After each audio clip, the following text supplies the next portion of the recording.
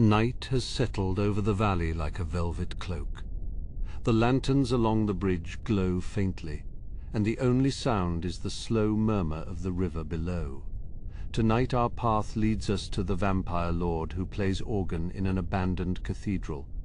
Let the road fall behind you, sink into your pillow as the hearth settles to embers. Let your breath turn slow and quiet in the candle glow. Let every worry drift beyond the inn-door. This is the drowsy dragon. Let us begin. The journey leads toward the edge of the moon-shadowed woods, where the trees thin out to reveal a structure of silver-grey stone. It stands as a silent sentinel against the indigo sky, its spires reaching upward like frozen prayers, piercing the thin veil of the clouds. There is a stillness here that feels intentional, as if the landscape itself is holding its breath in anticipation. A low mist curls around the foundation, hugging the earth in a cold embrace, obscuring the base of the walls and making the building appear to float upon a sea of white vapor. This place was once a beacon of the Sorrow Vale, a sanctuary for those seeking refuge from the wild magic of the outer reaches. Now it belongs to the silence, and to the one who dwells within its hollowed, echoing chambers. The iron gates stand slightly ajar, their hinges rusted into a permanent welcome. As you pass through, the metal gives a faint metallic groan that carries across the empty courtyard, a solitary note that marks your transition from the wild world into this sacred forgotten space. Cracked paving stones lead the way toward the great entrance, the gaps filled with soft silver-leafed moss. Between the fissures, tiny white flowers grow, blooming in the absence of the sun, nourished by the pale light of the stars and the persistent dampness of the mountain breeze. A weathered gargoyle sits atop a granite plinth, its features softened by centuries of rain and the slow erosion of time. It seems to watch the approach with a curious, stony gaze, its wings folded in eternal repose, a guardian of a history that few living souls remember. The massive doors are crafted from blackened oak, bound in iron straps that have turned a dull, matte grey. They are tall enough to admit a giant, yet they yield to a gentle push, swinging inward with a weight that speaks of their endurance through 1,000 winters.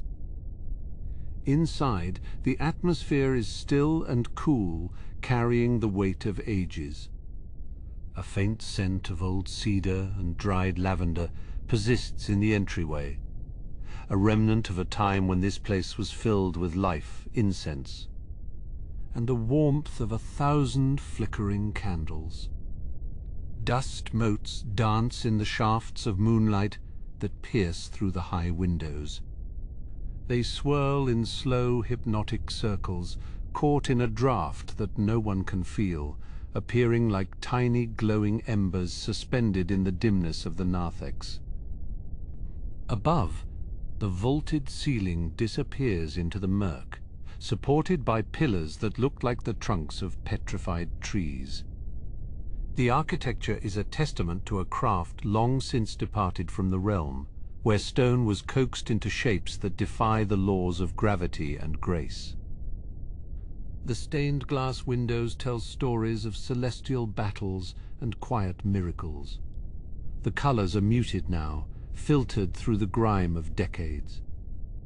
Yet they still cast pools of sapphire and ruby onto the floor, painting the grey stone with the ghosts of vibrant light. Long rows of wooden pews stretch toward the front of the nave, their surfaces smooth and polished by the hands and garments of countless visitors. Each bench holds the memory of a prayer, a whispered hope, or a silent reflection, now resting in the peace of this twilight sanctuary.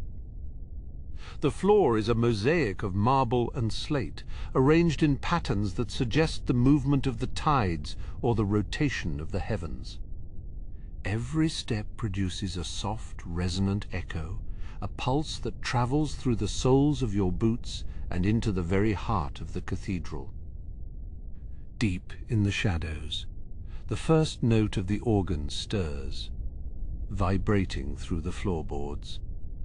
It is a low, humming cadence that seems to originate from the very stones, a foundation of sound that anchors the silence of the great hall. The melody is hesitant at first, a single thread of music weaving through the stillness. It carries a quality of longing, a melancholic beauty that fills the hollow spaces of the nave, reaching into the high corners where the shadows are deepest. A silver candelabra stands on a side altar, its branches laden with the frozen cascades of white wax. Though no flame flickers there, the metal reflects a ghostly internal luminescence, as if it has absorbed the moonlight of 10,000 evenings. In a secluded alcove, a pool of magelight glows with a soft azure hue, illuminating a stack of parchment.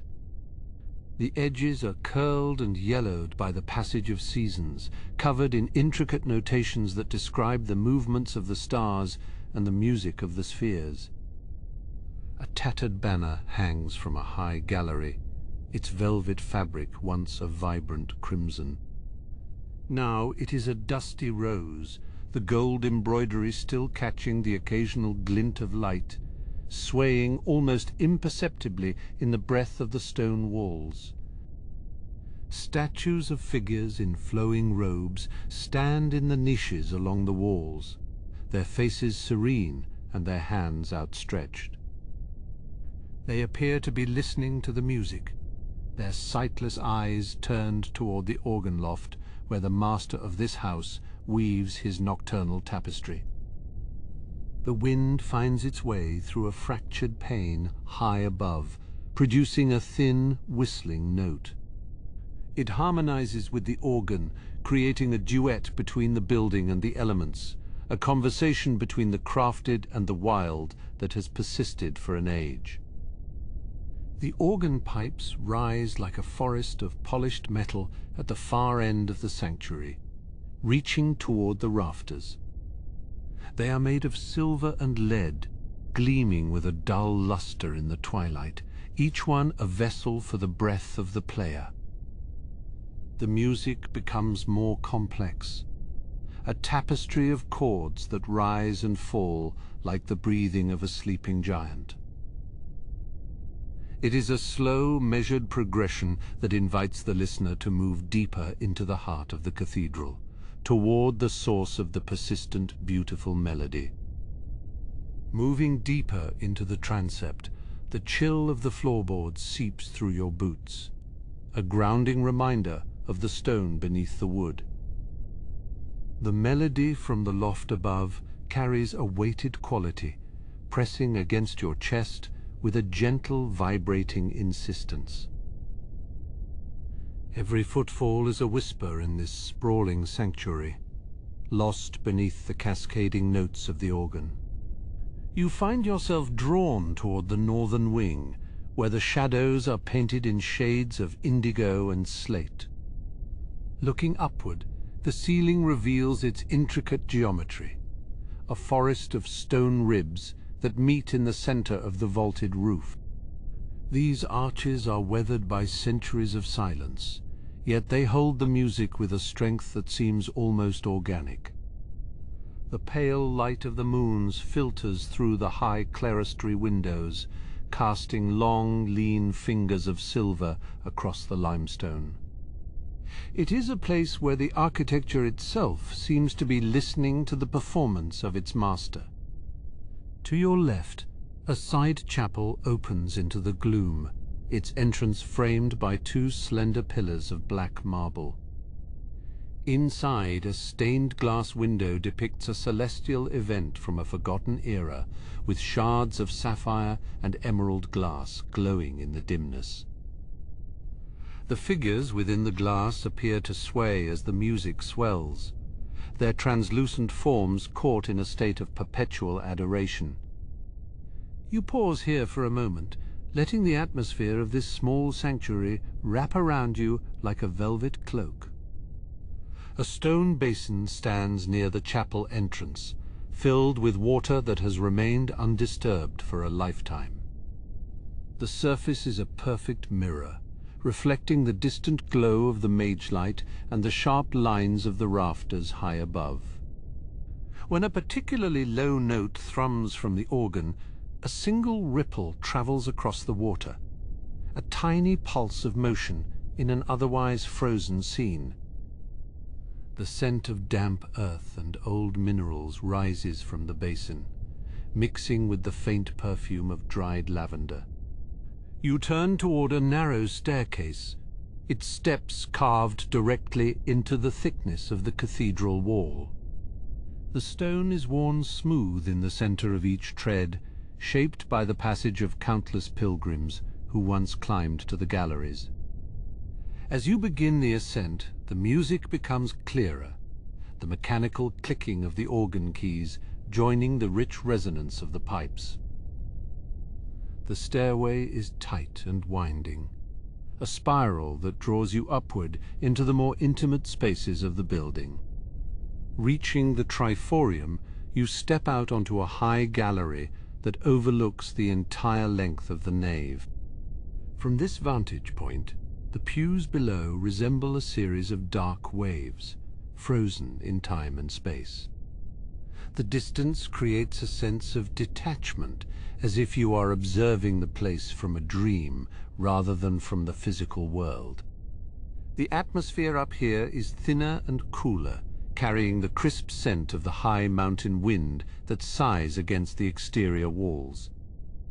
The organ pipes are now within reach, a massive wall of polished metal that glows with a dull internal luster. They vary in size from the width of a needle to the girth of a great oak tree, each one a conduit for the breath of the instrument. You can feel the vibration of the music in the very railing you lean upon, a steady, rhythmic thrumming that matches the beating of your own heart. It is a physical manifestation of the melody, a tactile language spoken by the building itself. In the corner of the gallery, a silver thurible hangs from a chain of iron, its charcoal long since extinguished. A thin layer of grey dust coats the metal, yet it still possesses a certain grace, swaying almost imperceptibly in the draught.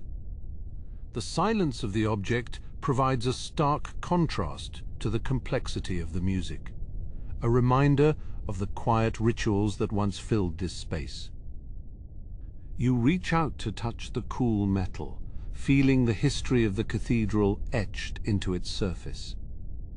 The music shifts into a minor key, the notes becoming longer and more reflective as they drift through the rafters.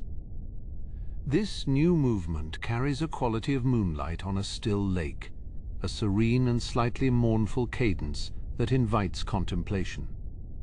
The organist remains hidden from view behind a screen of carved oak, yet his presence is felt in every nuance of the performance. The melody seems to be telling a story of loss and endurance, a narrative written in the language of sound. On a small wooden desk nearby, a collection of sheet music lies open, the pages held down by a paperweight made of translucent quartz.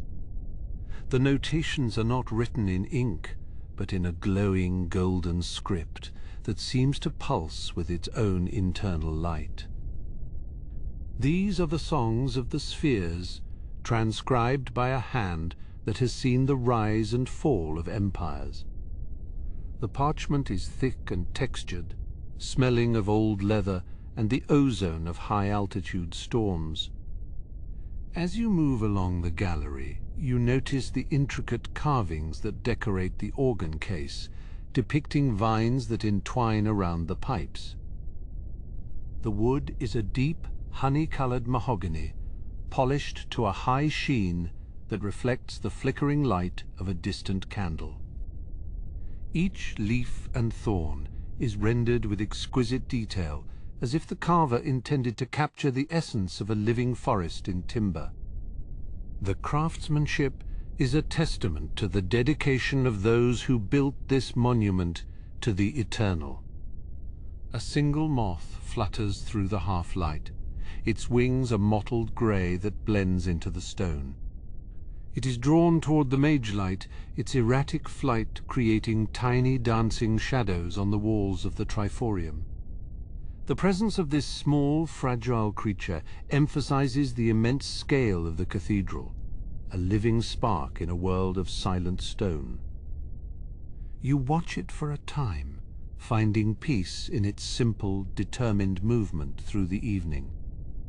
The lower pedals of the organ are pressed, sending a deep, resonant boom through the floor that vibrates in the soles of your feet. This is the foundation of the music, a subterranean rumble that suggests the movement of tectonic plates or the shifting of the tides. It is a powerful, grounding sensation that anchors the more delicate melodies of the higher pipes. The building seems to groan in sympathy, the stone blocks settling into their foundations with a satisfied sigh. High above, a fractured pane of glass allows a single star to be visible, a diamond-bright point of light in the velvet blackness of the sky. It seems to be watching the performance, a silent witness to the beauty being created within these walls. The contrast between the warmth of the cathedral and the infinite cold of the cosmos is sharp and clear. This sanctuary is a pocket of light and music in a sprawling, silent landscape, a refuge for the weary soul.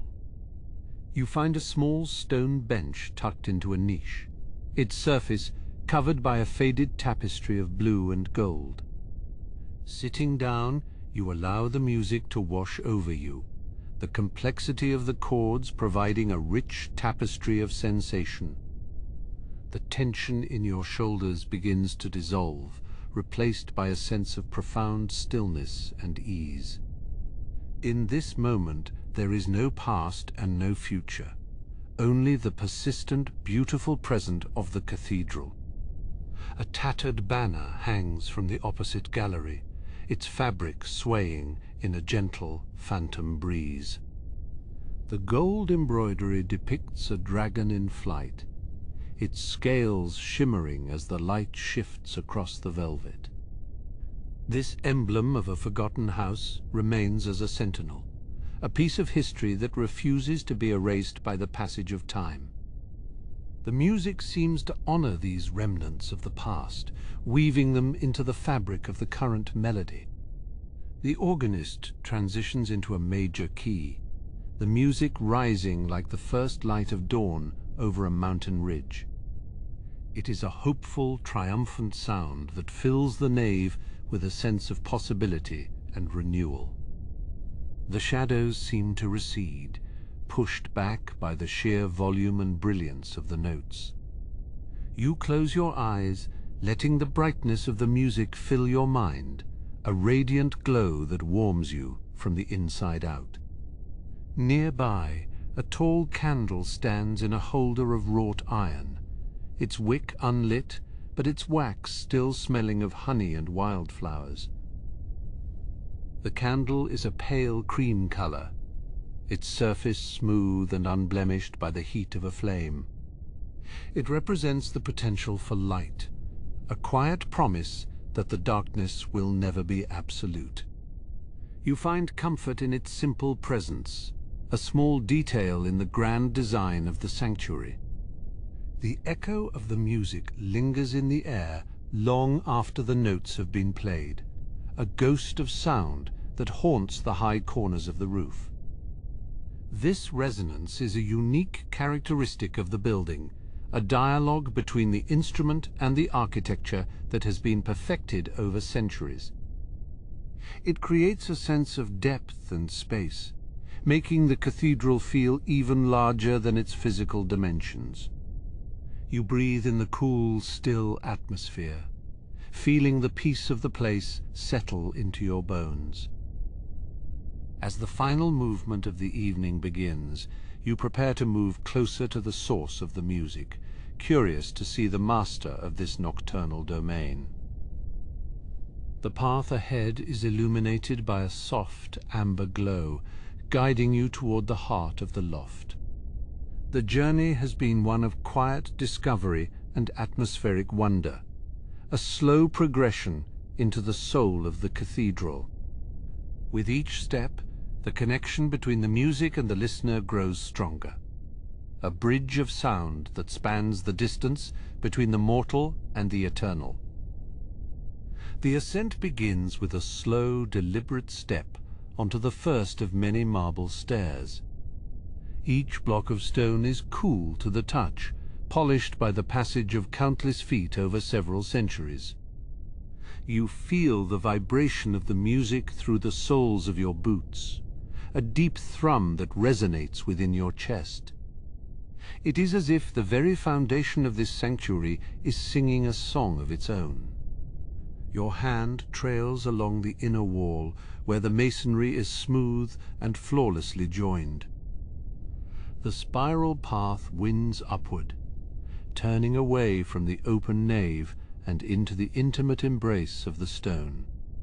Here the atmosphere is cooler, smelling faintly of damp earth and old incense.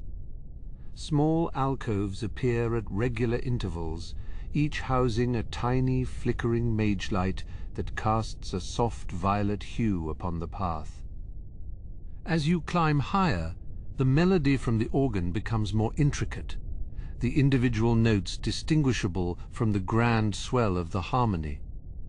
You can hear the mechanical click of the trackers and the hiss of the bellows, the physical labor behind the ethereal music.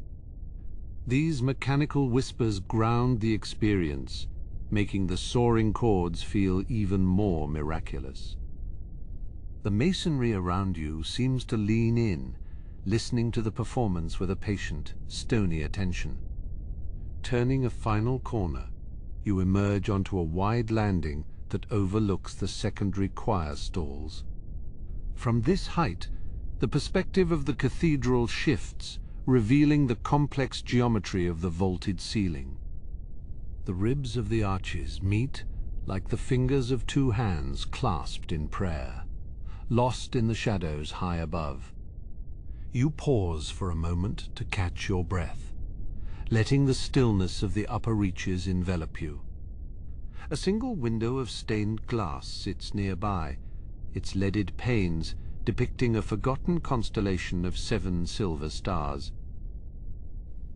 The moonlight filters through the blue and white glass, casting elongated shapes of cerulean light across the floor.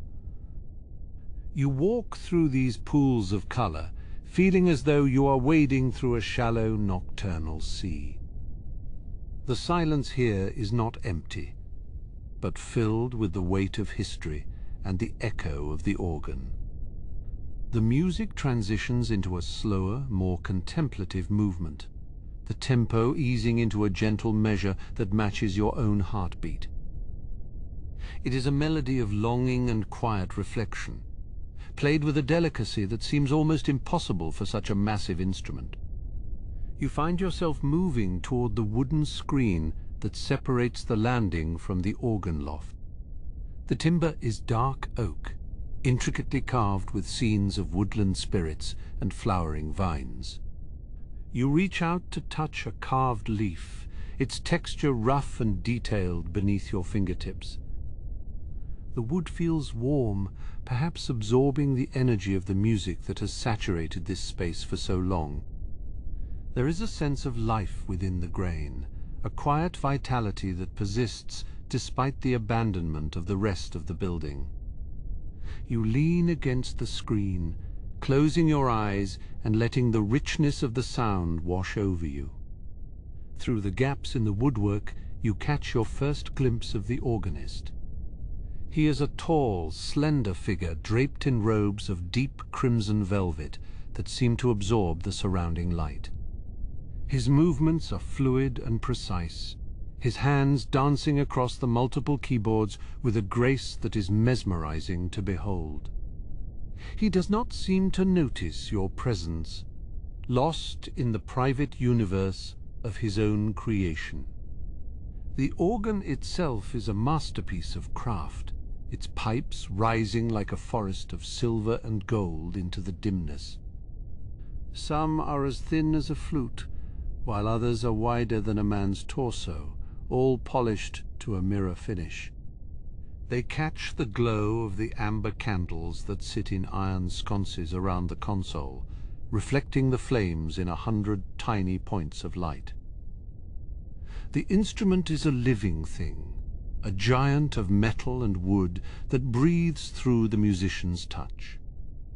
You step through the small gate into the loft, the floorboards creaking softly under your weight.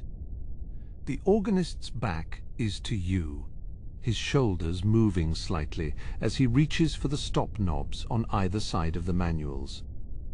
Each movement is economical and practiced, the result of decades, perhaps centuries, of dedication to this singular art. The scent of old parchment and beeswax is stronger here, a comforting and studious aroma. A large book of sheet music sits on the rack, its pages yellowed and brittle with age. The notes are written in a bold, sweeping hand, with annotations in a language you do not recognize. Some of the ink has faded to a soft brown, while other passages look as though they were penned only yesterday. This volume is a record of a lifetime spent in pursuit of the perfect chord, a testament to the enduring power of creativity. The organist reaches out to pull a stop labeled Vox Humana, and the character of the music changes instantly. It takes on a vocal quality, a haunting singing tone that sounds like a choir of distant spirits. The melody climbs higher and higher, soaring toward the very peak of the cathedral's roof. You feel a sense of lightness, as if the music could lift you off the floor and carry you into the rafters.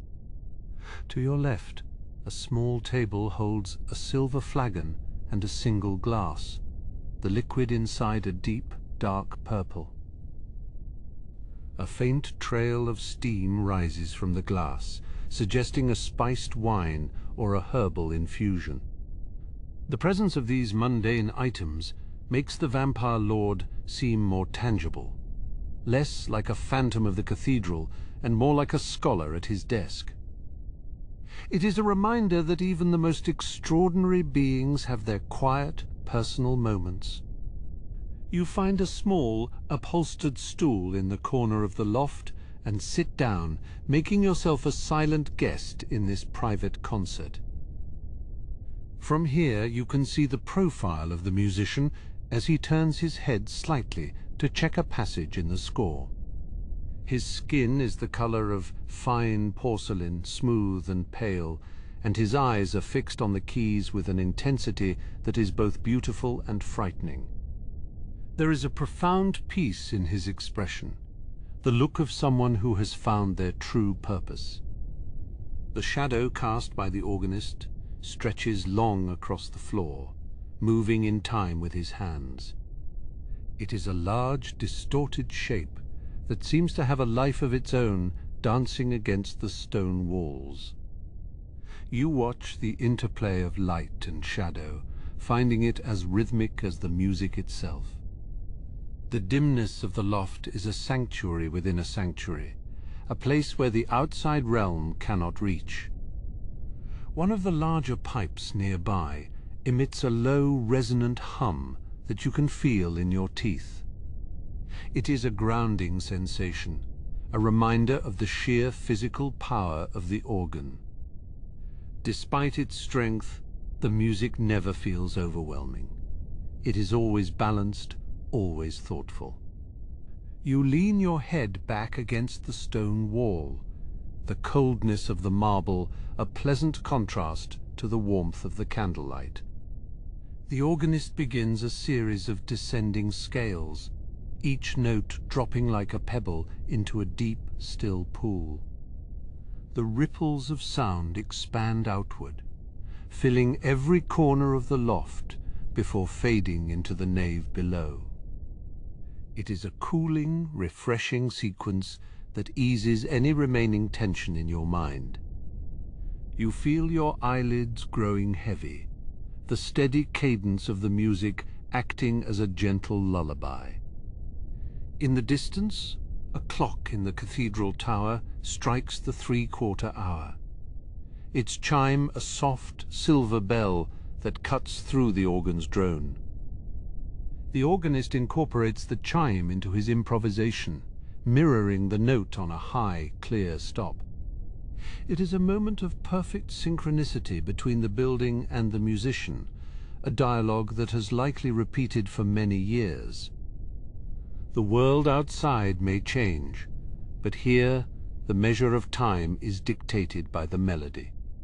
You notice a small pile of discarded manuscripts on the floor, their edges curled and stained.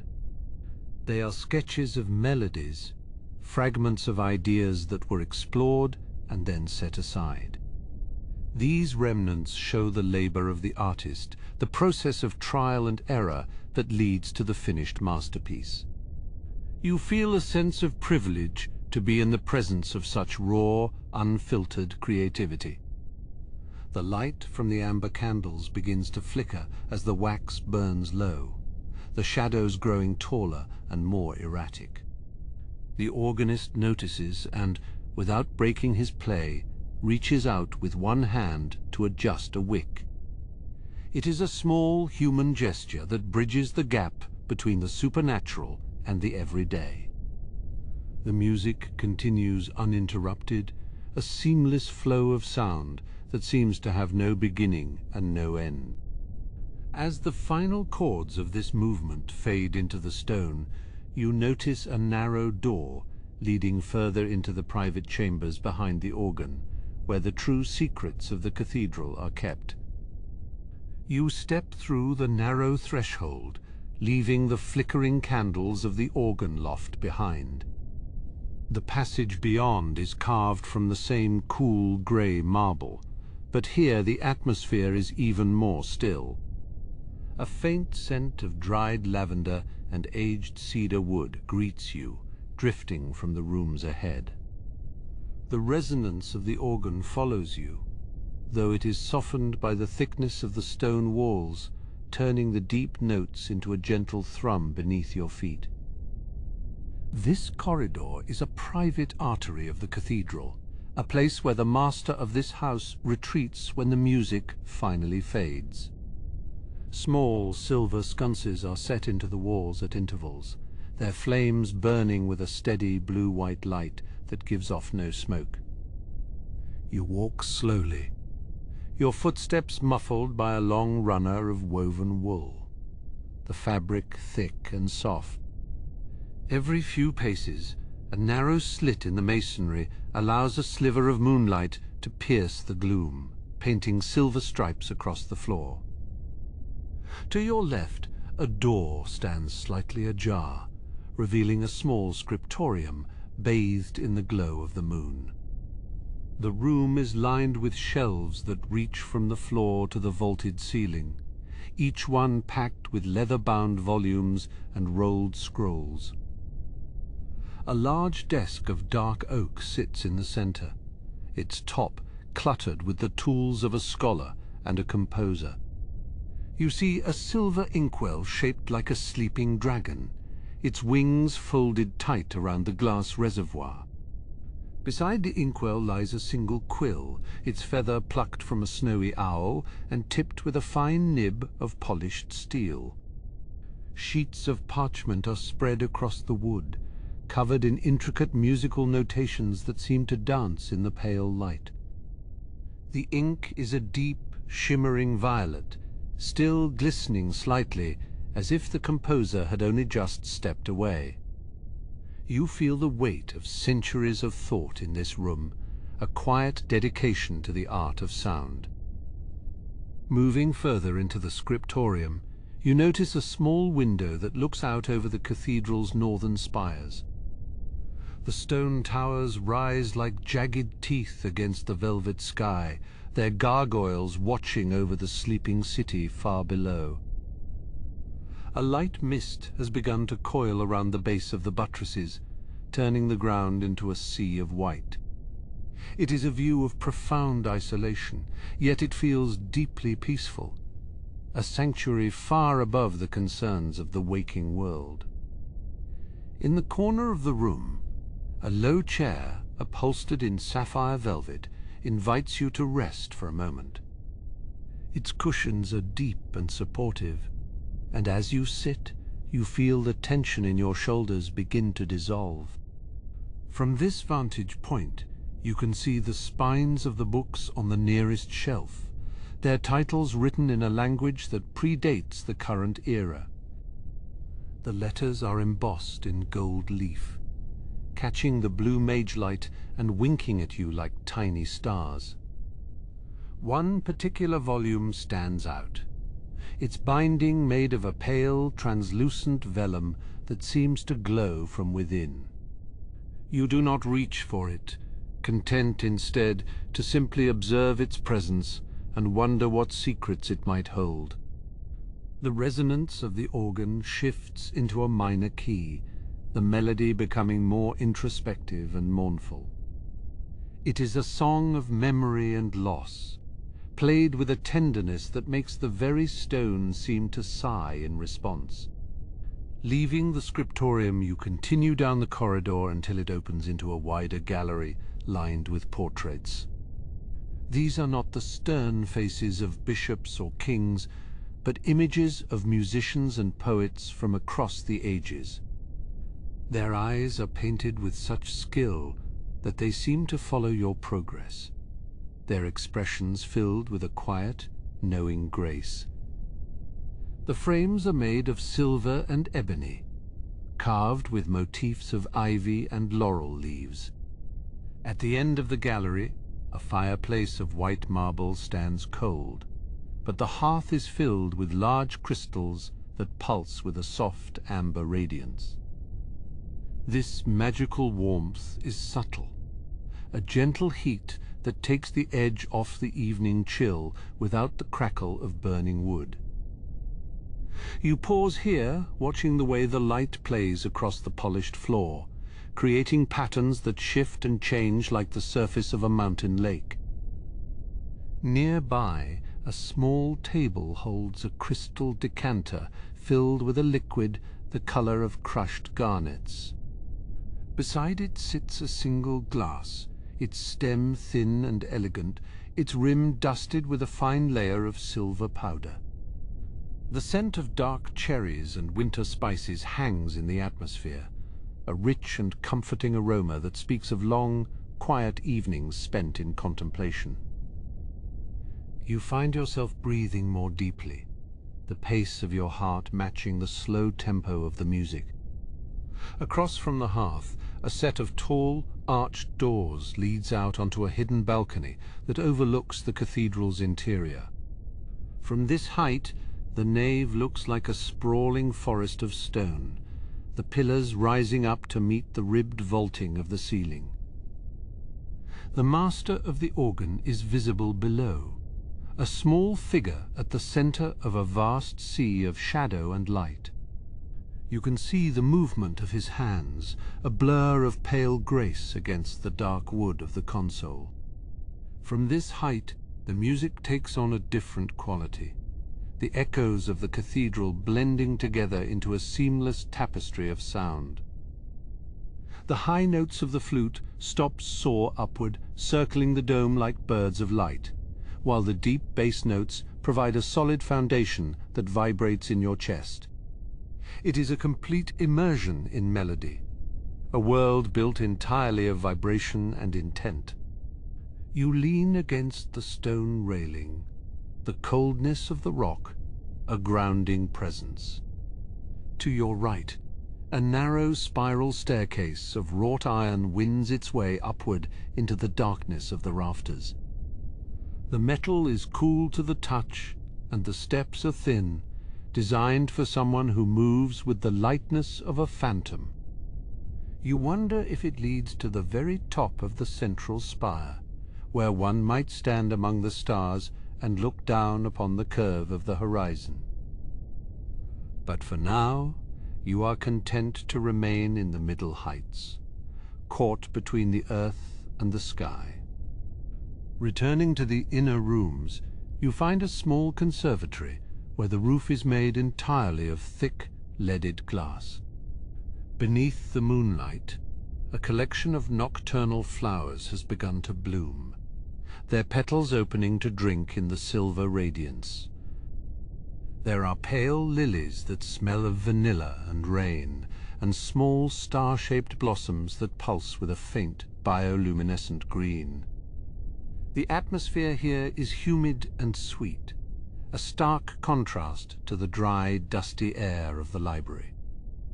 In the center of the conservatory, a basin of clear water sits atop a pedestal of black basalt. The water is perfectly still, acting as a mirror for the moon and the stars visible through the glass ceiling. You look into the depths and see the reflection of the cathedral's highest peaks, shimmering as if they were made of liquid silver. It is a place of absolute stillness, where the passage of time seems to have been suspended entirely. Against one wall, a row of silver bells hangs from a mahogany frame, their tongues tied with silken cords to keep them silent. These were once used to summon attendants, but now they serve only as a reminder of a more populous past. The silver has been polished until it gleams, reflecting the amber light from the nearby crystals. You imagine the clear, bright chime they would make if struck, a sharp contrast to the deep, rolling tones of the organ. As you wander back toward the main corridor, you pass a tall tapestry that depicts a map of the heavens. The stars are embroidered with silver thread, and the constellations are marked with small, polished gemstones. You recognize the great dragon and the silver harp, their forms familiar and comforting in this foreign place. The craftsmanship is exquisite, each stitch a testament to a patience that spans many decades. Further along, you encounter a collection of musical instruments resting on velvet-lined stands.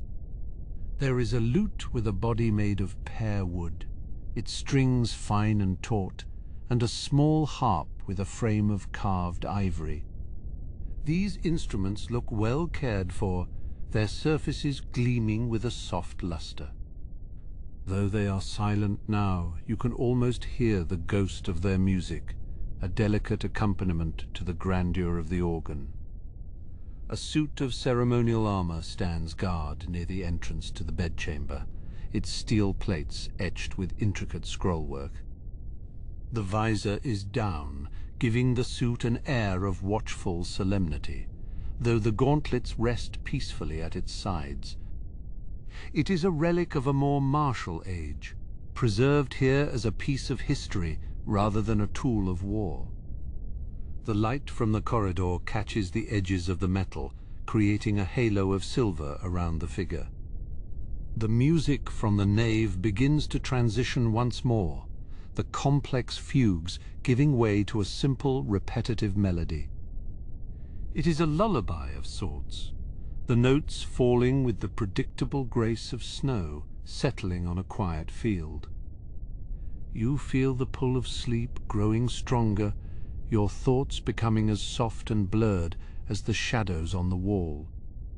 The journey through these private halls has been a descent into a deeper state of rest, a preparation for the final hours of the night. You find yourself standing once more by the narrow door that leads back to the organ loft, the warmth of the candles visible through the gap. The master of the house continues his play, his focus never wavering as he guides the cathedral through its nocturnal song. You take a final look at the quiet sanctuary of the inner rooms, knowing that their peace will remain long after you have drifted into dreams. The stone beneath your hand feels solid and eternal, a silent witness to the beauty that thrives in the dimness. You step softly across the threshold, returning to the elevated perch where the music is born. The wooden floorboards of the loft are polished by centuries of use, yet they do not complain under your weight. Here, the heat of the many tapers is more pronounced, carrying the faint, sweet scent of honey and melting wax. The organist remains a silhouette of focused grace, his hands dancing across the ivory keys with a precision that defies the late hour. The internal workings of the great instrument are visible from this angle, a complex forest of wooden rods and leather straps. Each movement of the keys triggers a corresponding motion within the machine, a silent ballet of craftsmanship. You watch as the trackers pull and push, opening the valves that allow the wind to rush into the pipes. It is a mechanical marvel, a testament to the ingenuity of builders who have long since passed into legend. Above you, the pipes rise like the silver towers of a miniature city, varying in height from a few inches to over 20 feet. They are crafted from a blend of lead and tin, their faces dull with a fine patina of age. As the music swells, you can see the slight vibration in the metal, a physical manifestation of the melody. The resonance is so deep that you feel it in your very marrow, a low thrumming that anchors you to the stone. You move toward the edge of the loft, where a low stone balustrade provides a view of the cathedral's upper reaches. The shadows here are soft and layered, hiding the details of the high arches and the nesting places of the local owls. A single beam of moonlight pierces through a lancet window, illuminating a cloud of dust motes that dance in the amber glow. They look like tiny flecks of starlight, suspended in the stillness of this sacred space. The organist shifts his feet across the pedal board, producing notes so low they are felt more than heard. It is a subterranean pulse, a heartbeat for the building that seems to make the very foundation tremble with life. You rest your hands on the cold stone of the railing, closing your eyes to better absorb the sensation. The music is a physical presence, a weighted blanket of harmony that wraps around your shoulders. To your left, a small alcove contains a collection of leather-bound volumes, their spines cracked and worn from frequent study. These are the master's personal scores, filled with notations in a fine, elegant hand that has seen many eras. You can see where the ink has faded to a soft brown, and where the edges of the parchment have been thumbed thin. There is a profound sense of dedication in these pages, a life spent in pursuit of a singular, beautiful perfection. A narrow balcony extends from the loft, hanging like a bird's nest over the primary nave far below. You venture out onto this ledge, the atmosphere growing cooler as you move away from the cluster of candles. From here, the cathedral looks like a sleeping giant, its ribs of stone curving upward to meet the blackness of the ceiling. The pews below are rows of silent witnesses, carved from dark oak and waiting for a congregation that may never return. The stained glass windows on the far wall are masterpieces of light and shadow, even in the absence of the sun. The moon provides just enough illumination to bring out the deep blues and violets of the glass, depicting scenes of celestial peace. You see a figure of a shepherd tending to a flock of silver sheep, and a queen crowned with a wreath of glowing lilies. The colors are muted and dreamlike, perfectly suited for these quiet hours of reflection. You notice a small decorative clock mounted on a nearby pillar, its face crafted from polished brass and enamel. The hands are frozen at a moment long past, perhaps the very hour when the cathedral was first left to the silence. It does not tick, yet it feels as though it is still measuring something more significant than minutes or hours. In this place, time is a fluid concept, stretching and folding like the notes of the organ. The master of the house pauses for a moment, his hands resting lightly on the wood as he draws a new breath. In the sudden silence, the atmosphere of the cathedral seems to expand, the absence of music highlighting the sheer scale of the stone. You can hear the distant drip of water from a gargoyle's mouth, and the faint rustle of the wind against the leaded panes. It is a moment of absolute clarity, a pause in the narrative of the evening. He pulls a series of wooden stops, the knobs smooth and dark from the touch of his fingers. Each one is labeled with a name in an old script: flute, diapason, bourdon, and trumpet. As he begins to play again, the character of the music changes, becoming lighter and more ethereal. It is as if the stone itself has found a way to sing, the melody drifting upward like smoke from a dying fire.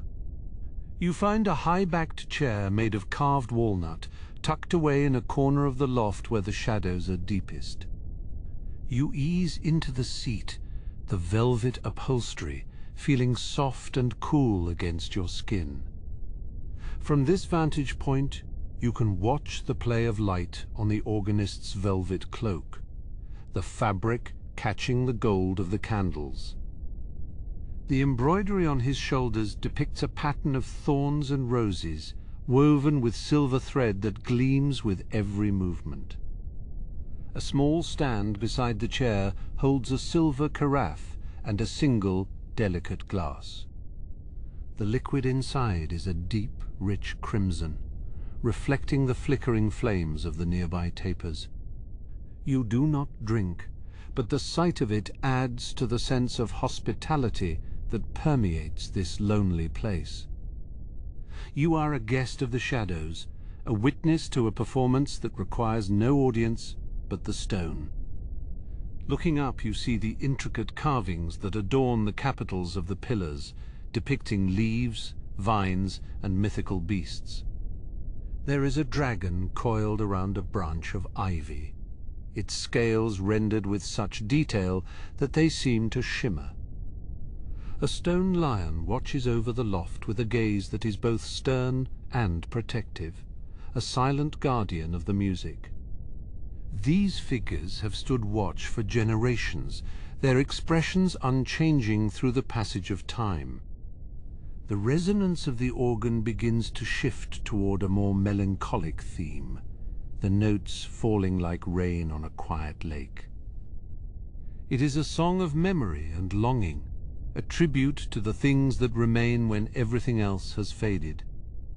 You feel a sense of kinship with the building, a shared understanding of the beauty found in the dimness.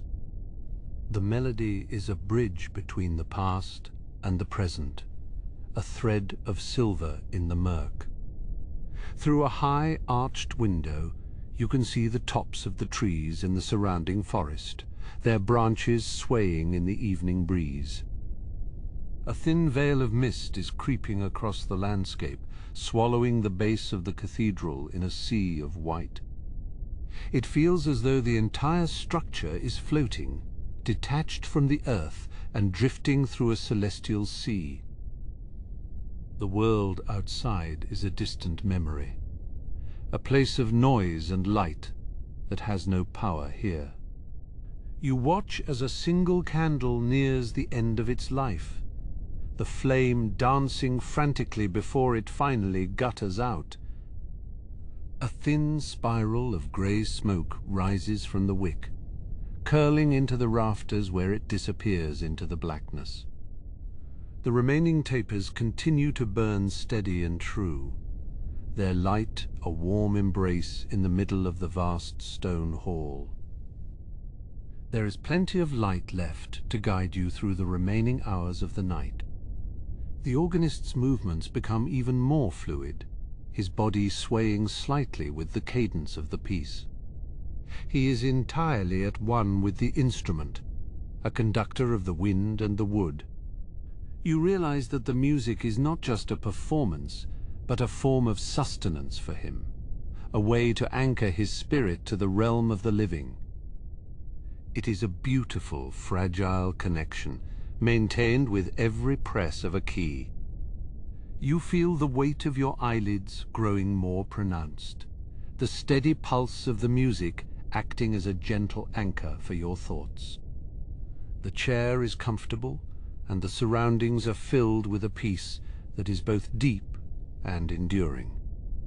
You are safe here, protected by the stone and the song, a traveler resting in the heart of a dream. The journey through the cathedral has been a path toward this moment of stillness. The melody begins to descend in pitch, the high, fluting notes giving way to the rich golden tones of the lower registers. It is a signal that the current movement is coming to a close, preparing the way for a new chapter in the evening's tale. You look toward the archway that leads to the lower levels, where the shadows are thick and the air is still.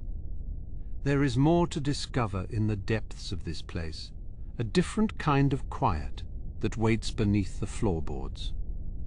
And you find yourself moving toward the stairs to see what lies in the foundations. The stone steps are cold beneath your feet, each one worn smooth by the passage of countless boots over many centuries of service.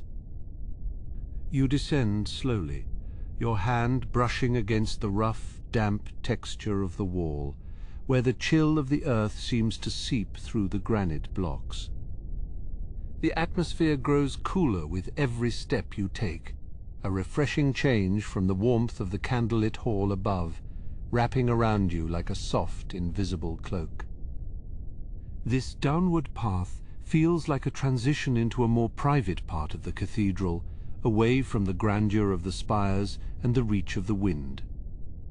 The murmur of the organ follows you down, though it is transformed by the thickness of the floor and the density of the earth. It is no longer a collection of distinct notes, but a low, pulsing vibration that resonates within the marrow of your bones.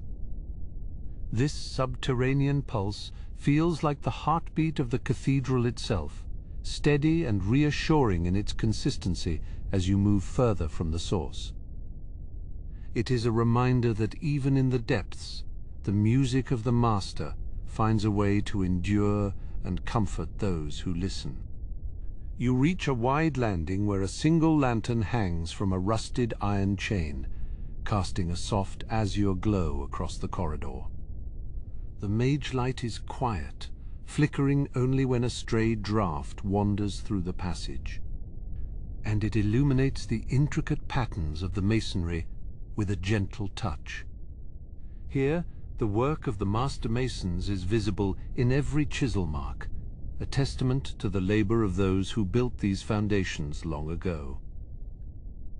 The blue light reflects off the damp walls, creating the illusion of being underwater in a calm, sunless sea.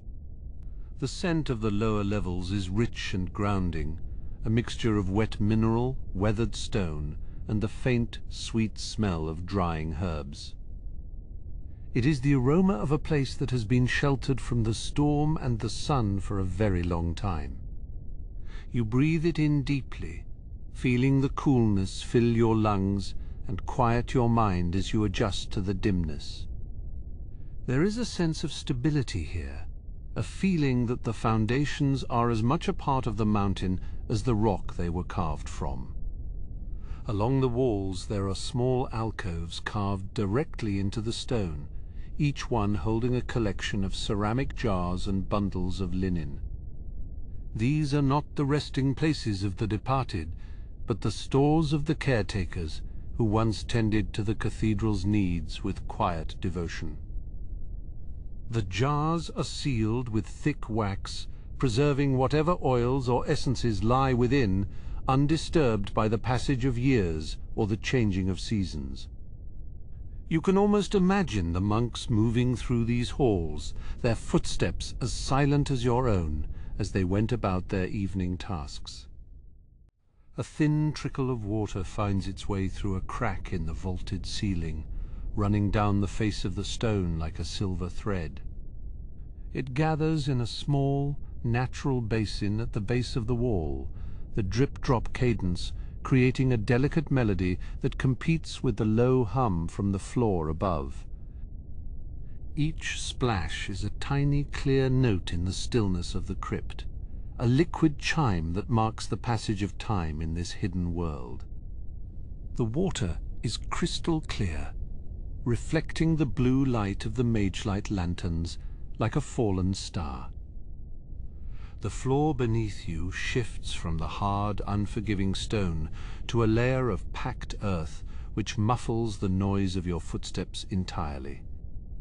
It feels soft and yielding, a natural carpet that leads you further into the belly of the structure where the shadows are long and soft. The path ahead is wide and clear, guided by the intermittent glow of the blue lanterns that are spaced evenly along the hallway. You feel a sense of curiosity pulling you forward, a desire to see what lies at the end of this quiet subterranean road. You pass a door made of dark, weathered oak, bound in bands of iron that have turned a deep orange with age and moisture. It is a sturdy portal, likely leading to the cellars where the monastery once kept its finest vintages and winter supplies.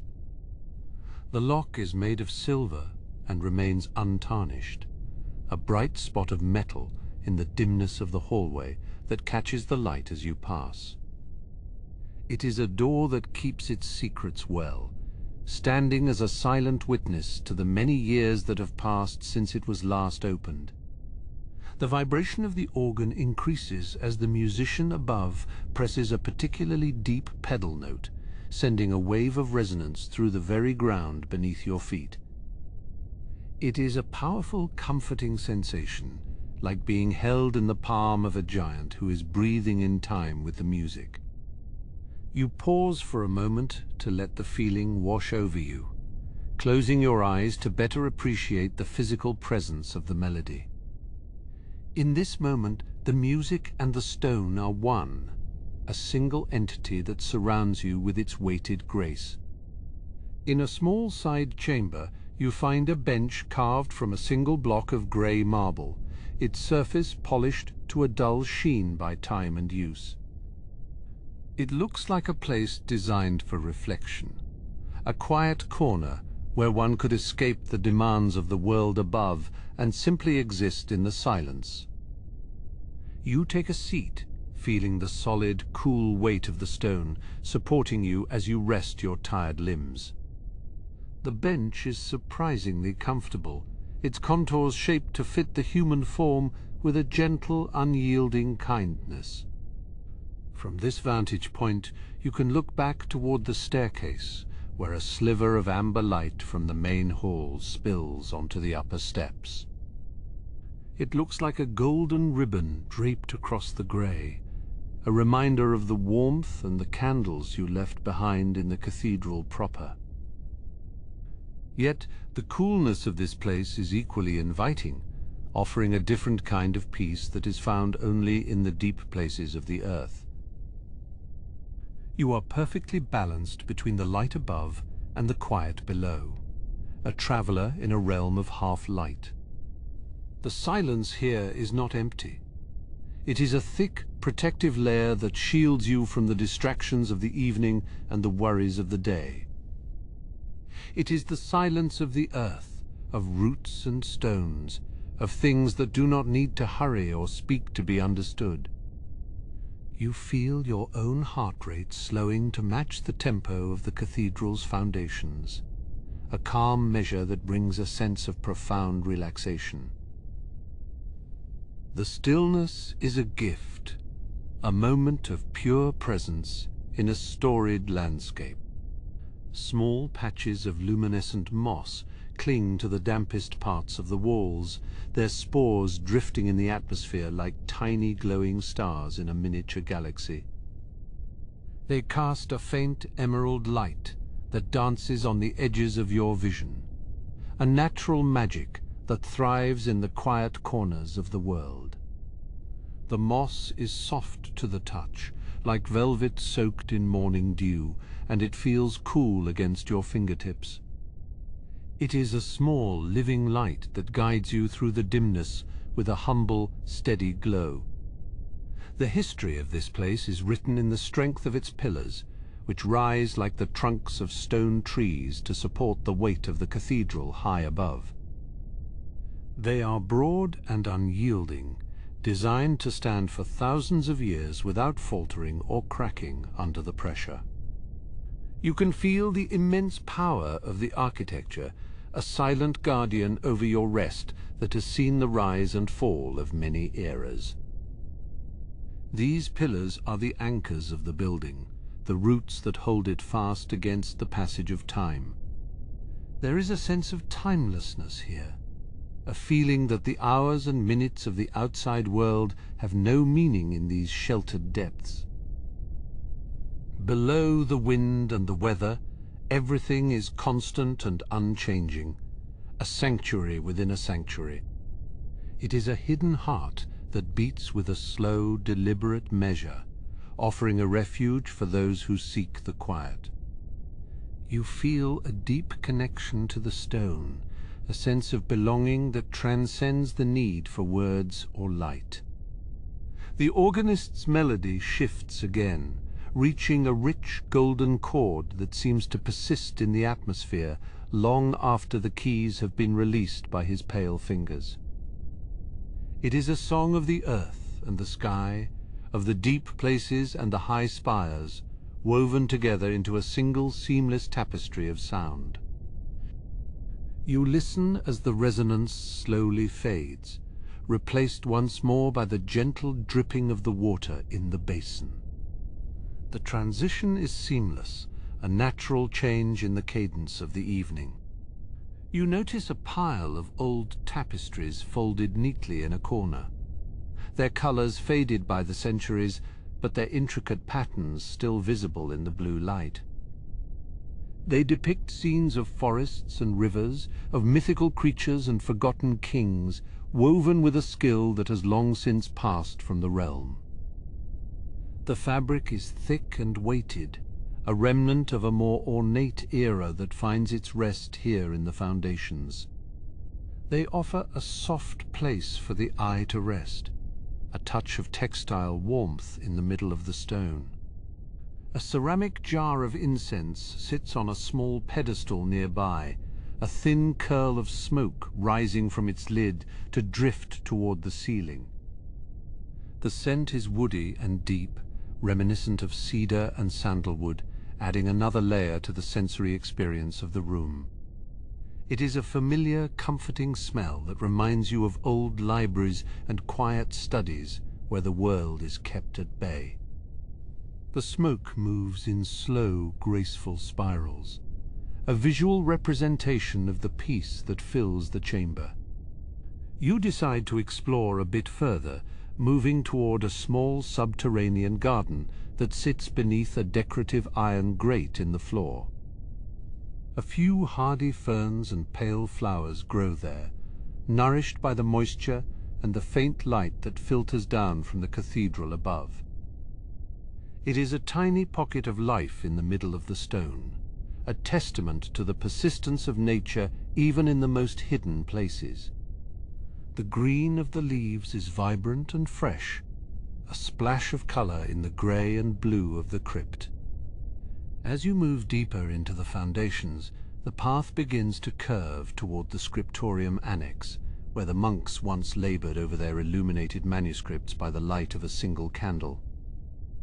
The atmosphere there is even more still, a place of study and preservation that waits for your discovery with open arms. You walk forward with a sense of quiet anticipation, ready to see what other secrets this storied place holds in its heart. The journey into the depths is far from over, and each step brings a new sense of wonder and rest. The Scriptorium Annex greets you with a silence so profound. It feels like a physical presence, wrapping around your shoulders like a mantle of velvet. Here, the passage of time is measured not by the swing of a pendulum, but by the slow, deliberate fading of ink on vellum. You walk past rows of slanted desks, their surfaces scarred by the pressure of 1,000 pens, each mark a ghost of a thought recorded in the dimness. The atmosphere is cool and smells of linseed oil, dried gallnuts, and the faint, sweet scent of beeswax candles that have long since burned to their sockets. Your fingers brush against the edge of a workspace, where a single unfinished page remains pinned to the wood. The calligraphy is exquisite, a flowing script that mimics the movement of wind through tall grass, frozen in a moment of perpetual grace. A small jar of powdered lapis lazuli sits nearby, its blue hue so intense it seems to vibrate against the grey stone of the desk. You can almost see the scribe, hunched over their work in the late hour, guided by a flickering flame and a devotion to the preservation of beauty. Moving further into the annex, you find the archive of music, where the lord of this place keeps his most treasured compositions. Shelves of leather-bound folios stretch upward into the shadows, their spines embossed with silver leaf that glimmers like starlight in the gloom. These are not merely books, but vessels of emotion, holding the echoes of melodies that have resonated through the cathedral for centuries. You reach out to touch a particularly weathered volume, its cover soft and supple from centuries of careful handling. As you open the folio, the parchment crackles with a dry, melodic noise, releasing a faint cloud of dust that dances in the blue mage-light. The notation inside is complex and layered, a visual representation of the intricate music you heard earlier. There are notes that climb like ivy up the margins, and chords that sit like boulders at the base of the staff, grounding the composition in a sense of permanence. You trace the lines with your eyes, following the rise and fall of the melody, as if you could hear it playing in the quiet of your mind. In the corner of the room, a large globe of the celestial spheres sits on a tripod of wrought iron, its brass rings tarnished by the moisture of the subterranean atmosphere. It depicts the stars and planets as they were seen by astronomers of a bygone era, a map of the heavens that serves as a reminder of the scale of the universe.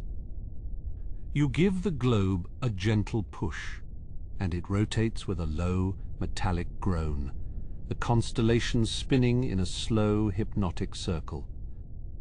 It is a grounding sight, a connection to the infinite that makes the smallness of the room feel like a sanctuary. Beneath the globe, a chest of cedar holds rolls of sheet music that have never been bound, their edges curled and yellowed. You pick up a scroll and find it is a study of the wind, a piece designed to be played when the gales howl through the high spires. The notes are sparse and airy, leaving plenty of room for the natural sounds of the cathedral to join in the performance. It is a collaborative work, a bridge between the artifice of man and the raw power of the elements intended for the quiet hours after dark. Nearby, a small table holds a collection of glass phials, each containing a different colored ink used for illumination. There is a deep forest green made from crushed malachite, a vibrant crimson from cinnabar, and a shimmering gold that seems to hold its own internal light. These are the tools of the storyteller, the means by which the fleeting thoughts of the mind are given a physical form that can endure the ages. You admire the clarity of the glass and the richness of the pigments, appreciating the craftsmanship that went into their creation. As you turn to leave the Scriptorium, You notice a small window high in the wall that looks out into the main body of the cathedral. From this vantage point, you can see the organ loft, where the Lord remains at his post, his silhouette a dark shape against the glowing pipes. The music has shifted to a lower register, a series of deep, resonant tones that vibrate in the very marrow of your bones. It is a comforting pulse, a heartbeat for the stone structure that surrounds you, guiding you toward a state of deeper reflection. Returning to the main path, you find a staircase that leads upward, its steps worn into smooth hollows by the passage of many feet. The climb is slow and measured, each step bringing you closer to the warmth of the upper levels, while the cool breath of the crypt persists at your back. The transition is gradual, a slow ascent from the depths of memory toward the presence of the night. You feel a sense of accomplishment, a satisfaction in having explored the hidden corners of this storied place. At the top of the stairs, you emerge into a small gallery that overlooks the nave, the space below filled with the soft blue light of the moon. The scale of the cathedral is even more impressive from this height, the arches reaching upward like the branches of a stone forest. You find a comfortable stone bench built into the wall and sit for a moment, letting the grandeur of the architecture wash over you. The stillness here is different from the crypt, more open and expectant, as if the building itself is waiting for the dawn.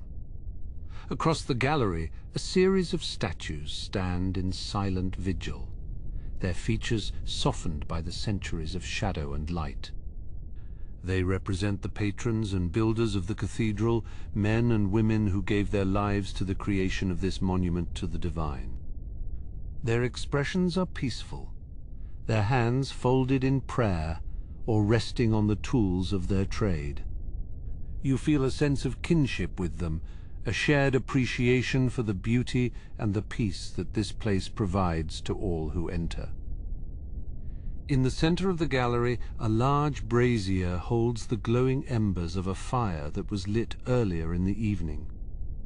The warmth is subtle but welcome, a gentle contrast to the chill of the stone walls. You watch as a single spark rises from the coals, drifting upward toward the vaulted ceiling before vanishing into the gloom. It is a tiny, fleeting moment of light, a reminder of the beauty that can be found in the most transient of things. A small wooden box sits on the bench beside you, its lid carved with the image of a sleeping dragon. Inside, you find a collection of dried herbs, lavender, chamomile, and mugwort, their scents mingling to create a fragrance that is both earthy and soothing. You take a deep breath, letting the aroma fill your lungs and ease the last of the tension from your body. It is a gift of the earth, a simple pleasure that grounds you in the moment and prepares you for the rest that is to come. The Lord's music continues to drift up from the nave, the notes now so soft they are almost a whisper. It is a lullaby for the cathedral, a song of peace and protection that covers the halls like a blanket. You find yourself leaning back against the cool stone, your eyes growing weighted as you listen to the fading cadence of the organ. The world outside is far away, a distant memory that has no place in this sanctuary of shadow and sound. You notice a small tapestry hanging on the wall nearby, depicting a forest at twilight, with a single star shining through the canopy. The colors are muted and soft, the greens and purples blending together in a way that is pleasing to the eye. It is a window into another world, a place of quiet beauty that mirrors the peace you feel in this moment. You let your gaze linger on the image, finding comfort in its simple, honest depiction of the natural world. A draught of air moves through the gallery, carrying with it the scent of the evening rain and the damp earth from the gardens outside. It is a fresh, clean smell that revitalizes your spirit even as it prepares you for sleep. You watch as the curtains at the end of the gallery sway gently in the breeze, their movement a slow, rhythmic dance that mimics the pulse of the music. Everything in this place is in harmony, a perfect balance of light and shadow, sound and silence. You realize that the Lord has stopped playing, the final note of his composition lingering in the atmosphere like a golden thread. The silence that follows is not empty, but full of the resonance of the music that came before. It is a rich, textured quiet that invites you to close your eyes and drift into the embrace of the evening. You feel safe and secure in this hidden heart of the cathedral, a place where the storied past and the peaceful present meet in a single timeless moment. As you prepare to move toward your final place of rest, you take one last look at the gallery and the nave below. The blue light of the moon has shifted, casting long, elegant shadows across the floor and illuminating the intricate details of the stone carvings. It is a sight of profound beauty, a testament to the enduring power of art and the peace that can be found in the quiet hours of the night. You turn and walk toward the small chamber that has been prepared for you, your footsteps silent on the stone as you move into the next phase of your journey through this enchanted realm. The wooden door to your private chamber creaks with a gentle, welcoming note as it swings open on hinges of polished iron. Inside, the space is modest, but filled with a profound sense of grace that only centuries of quiet devotion can provide. A single beeswax candle burns on a side table, its flame steady and bright against the silvered stone of the walls. The flicker of the light creates a small sanctuary of warmth in the center of the room, inviting you to leave the outside realm behind. The bed is draped in linens of deep indigo, looking as soft as the clouds that drift across the moon in the late evening. You feel the cool touch of the fabric as you brush your hand against the duvet, a promise of comfort for the hours that lie ahead. There is a faint scent of dried lavender and old parchment in this room, a clean and scholarly perfume that speaks of peace and study. Every fold of the cloth has been smoothed by careful hands, ensuring your rest is uninterrupted and serene. A small window sits high in the wall, framing a patch of the violet sky like a living painting. You can see a few distant stars twinkling like diamonds scattered upon a field of velvet. They seem to pulse with a slow, deliberate measure, watching over the silent cathedral with celestial patience. The light they cast is faint, yet it provides a sense of connection to the wider cosmos that is both humbling and deeply soothing. You notice a ceramic bowl of water resting on a stand, its surface perfectly still and clear in the candlelight.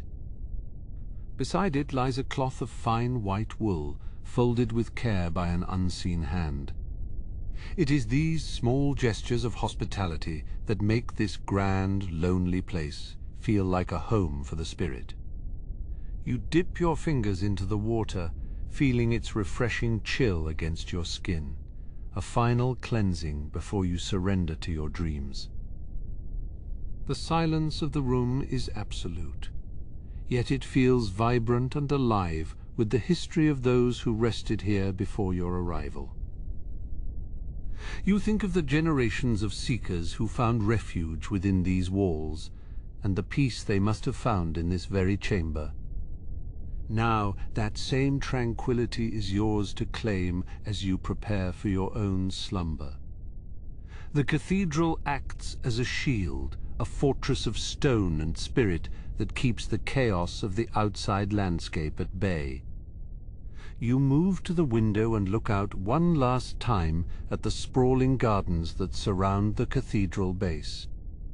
The trees are silhouettes of charcoal against the indigo horizon, their branches swaying in the late breeze with a grace that is almost hypnotic. The fountain in the center of the courtyard glimmers with a faint internal light, as if the water itself holds the memory of the sun. It is a vista of quiet beauty, a secret world that exists only for those who are awake to see it. The Lord of the cathedral is nowhere to be seen, yet his presence persists in the very stones and the lingering resonance of his music. You feel a sense of gratitude for his artistry and his sanctuary, a debt of peace that you carry into your rest. The memory of the organ's final chord remains in your mind, a golden anchor in the sea of your shifting thoughts. It is a melody that has no end, only a transition into the silence of the evening. You turn back to the bed and sit upon the edge, feeling the supportive embrace of the mattress beneath you. Your limbs feel weighted and relaxed, the tension of your long journey having dissolved into the atmosphere of this holy place. Every breath you take is slow and deep, filling your lungs with the scent of lavender and the cool, clean draft of the high peaks. You are exactly where you need to be, and there is nothing left for you to do but rest. The candle on the table flickers once, casting long, dancing shadows that play across the vaulted ceiling. They form patterns of leaves and vines, a phantom forest that seems to grow and change with the movement of the light.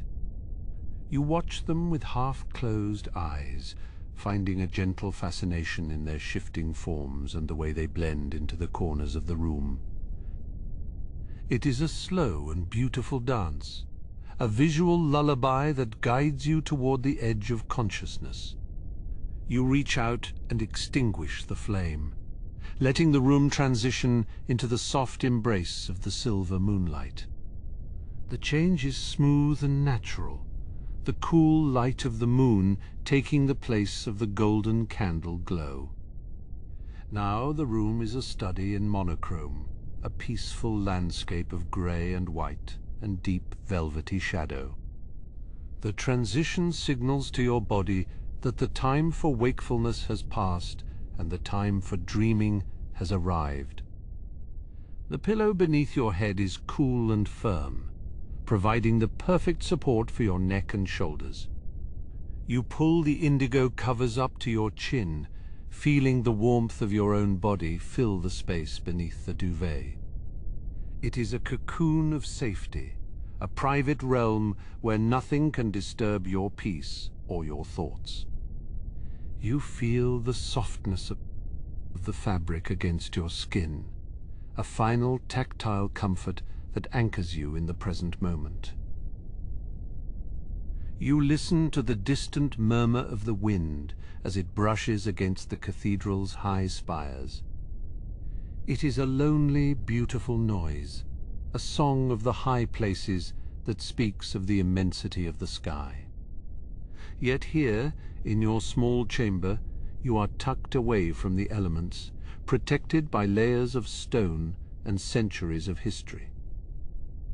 The wind is merely a backdrop to your own internal quiet, a reminder of the world you have left behind for a time. Your thoughts begin to drift, losing their sharp edges as they merge into the first whispers of your dreams. You see flashes of the cathedral's stained glass, the vibrant reds and blues glowing with an inner fire in your mind's eye. You see the Lord's hands upon the keys, moving with a grace that transcends the passage of years. These images are soft and blurred, like reflections in a pool of still water, guiding you deeper into the evening. The image of the great organ fades into the likeness of a forest of silver trees, their leaves whispering secrets in a language of rustling silk. You are walking through this forest in your mind, your feet treading upon a carpet of moss and fallen stars.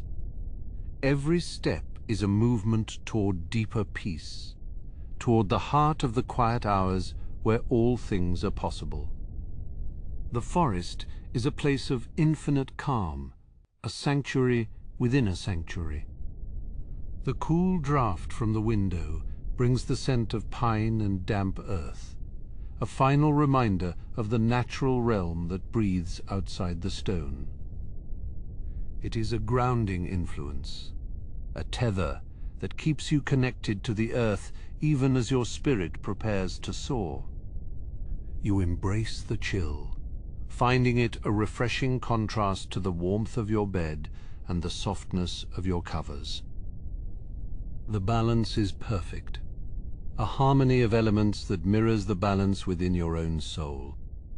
You feel your pulse slowing to match the cadence of the cathedral's own steady heartbeat. The building seems to breathe with you, a slow and steady inhalation of the evening and an exhalation of the day's lingering worries. You are a part of this place now, a single note in its long and complex symphony of shadow and light. The stone is not cold, but holds a warmth of spirit that radiates through the chamber. The blackness behind your eyelids is soft and inviting, a canvas upon which your subconscious can paint its most beautiful stories. You welcome the transition, letting go of the last threads of wakefulness, with a sigh of absolute contentment. There is no urgency here, no demands upon your time or your attention, only the simple and profound act of being.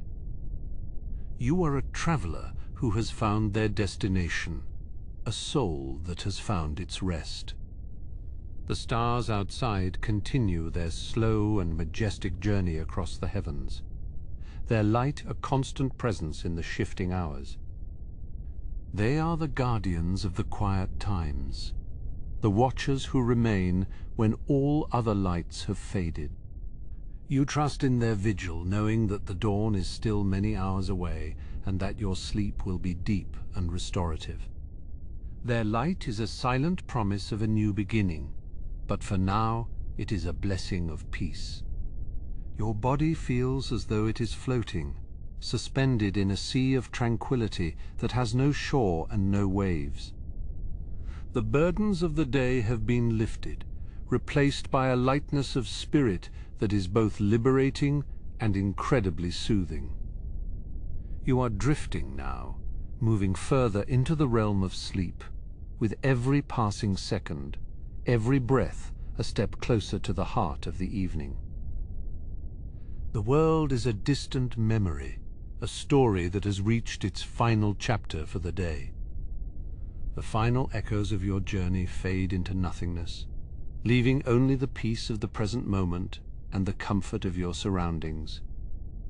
You are safe, you are warm, and you are deeply, profoundly relaxed in this hidden heart of the cathedral. The building holds you in its stone embrace, a silent sentinel that will watch over you until the sun returns to claim the sky once more. Sleep now, and let the music of the stars guide you home. Thank you for resting here a while. Until next time on the Drowsy Dragon, sleep well.